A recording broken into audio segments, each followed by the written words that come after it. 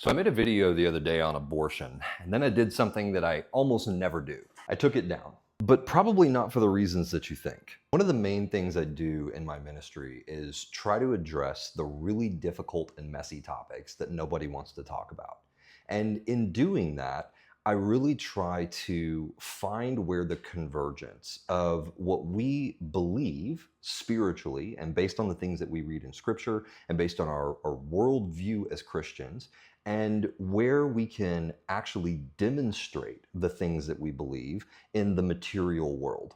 And then being intellectually honest about the tension that sometimes exists between those two things. For example, based on the experiences that I've had with the Bible and the multitude of evidences that I've seen, I conclude that the scriptures are God breathed, that the primary message that God intended to get across to us as human beings is absolutely complete within the scriptures, meaning that there's no error or failure to convey the primary messages that God intended for us to get. Now, that is something that I believe based on the witness of my own spirit, the experience that I've had with reading scripture, the continuity of the book and the way that everything seems to sort of convey the same general message despite all the variety and types of storytelling. And yet, I also believe that the Bible is not inerrant in the sense that there are errors. There are places where somebody wrote something one way and then it had to get corrected later. There are things that were added by other people that were not in the original writing. I even believe it's possible that there were things that somebody thought one of the apostles said, or maybe thought Jesus said, and they didn't write it down exactly the way that he said it. I think all of those things are entirely possible. And not only that, but we actually have evidence, material, demonstrable evidence that the scriptures themselves, the Bible itself, has had modifications. There are places where the text is different in earlier versions than later versions. Now, is there any mass contradiction in those things? Not really. The what we call textual variance, for the most part, has little to no impact on the overall meaning of the different messages that we read. But the reality of those variances is still there.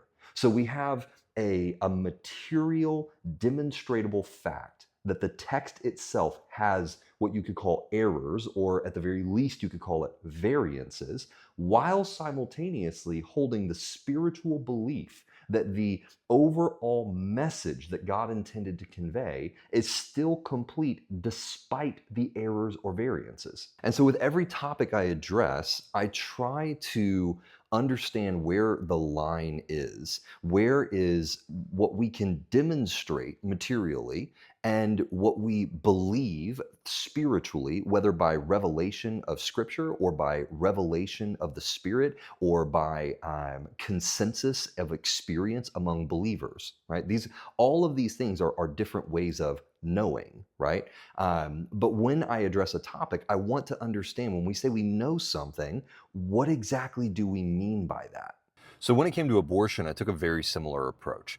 But what I underestimated was the complexity of the topic, which is somewhat ironic because actually my core message when I spoke on abortion was that it is not as simple as either side really wants it to be. Let me give you an example. Somebody sent me a video where a doctor said there is never a situation where it is necessary to abort a baby to save a mother's life.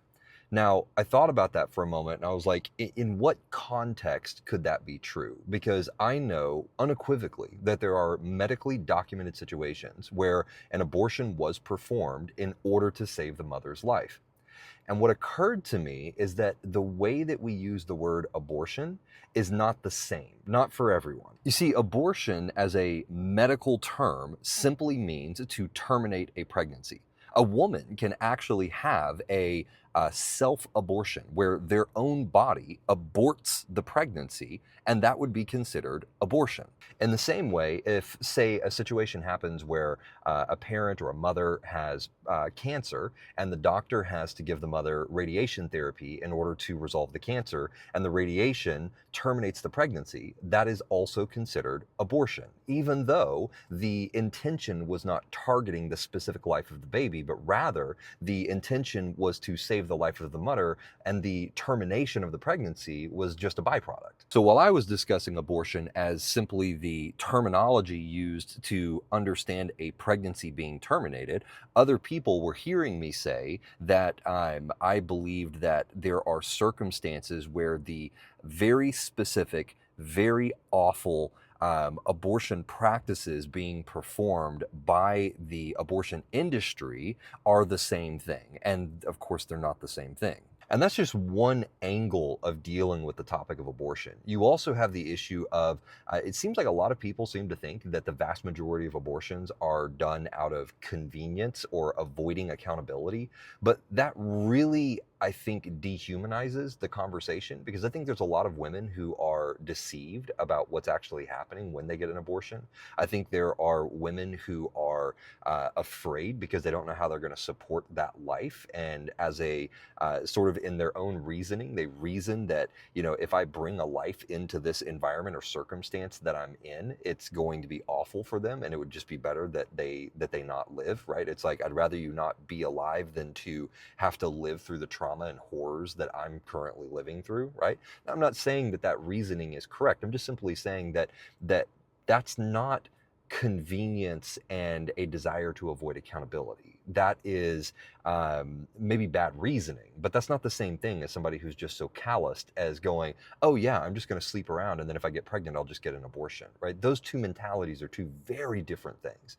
And so again, these are the complexities that I was referring to. This is why I said it's not as simple and black and white as we want it to be. So with that being said, I am probably going to make maybe a multi-part series on this topic where I can actually address every single angle of this very specifically. So addressing the issue of where does life begin? That's one angle of this issue. Addressing the issue of whose life takes priority when there's a situation where the mother or the child are put in a situation where only one can survive, right? And then, of course, also addressing from our viewpoint as believers, where does faith come into this, right? Where is the line of hearing what the doctor says, but then also having faith and moving forward and saying, you know what, I understand what you're saying, doctor, but we believe that God is bigger than that, right? That's a whole other angle that we have to look at when we're addressing a topic like this. And each of these angles carries a lot of complexity. And I realize this is why I actually took the video down. I realized that I attempted to synthesize sort of all of the different angles together, thinking that that I could maybe bring a little bit more nuance to the conversation. But in hindsight, what I realized is that the conversation is actually as complex as I thought it was. It's actually more complex, and there's more moving parts, and all of those moving parts have to sort of be addressed individually. Very similarly to the issue of, you know, how can God be merciful and just at the same time? How can God be sovereign, meaning that he gets his will his way, but simultaneously we have free will? How do those two things reconcile? You know, these are tensions between the reality that we're living in and experiencing and the spiritual reality of God. And there's a tension between those two things. And to be intellectually honest when we discuss them, we have to acknowledge these tensions. And so in the same way, abortion has a lot of these, or the topic abortion, right? Not abortion, you know, as I mentioned earlier, but abortion as a topic has a lot of these same tensions. And so next time I address it, I'm going to do obviously a much longer video, a more multi-part video, probably put it on YouTube, and maybe I'll break it up and put it on here. But I'm going to go in and actually address all of these things individually instead of trying to synthesize them. And I think that will help to clarify and avoid confusion. So if you saw my last videos and you came away from it thinking that I support abortion or confused as to what my position is, hopefully this explains where that confusion might have come from. And you know, as I said, I'm going to address this much more thoroughly in a future video. I already took the other ones down, and I'll reapproach this, maybe being a little bit more careful with the amount of complexity. You know, as I said, there were certain assumptions that I made that everybody sort of understood abortion the same way, and just that one simple thing completely changed the entire context for the videos that I made. And so understanding that now, I'm going to do this a little bit differently next time. So anyway, anybody who saw those videos who was confused or you know, thought that the things that I was saying were out of alignment with the content that I normally create, more than likely what I just explained is probably why. So look for that if y'all are interested. You know, as I said in my last videos, I don't really like this topic very much, but I felt like it's important, and so I will readdress it here in the future with a more thorough and broken down methodology to make sure that we avoid confusion in the future.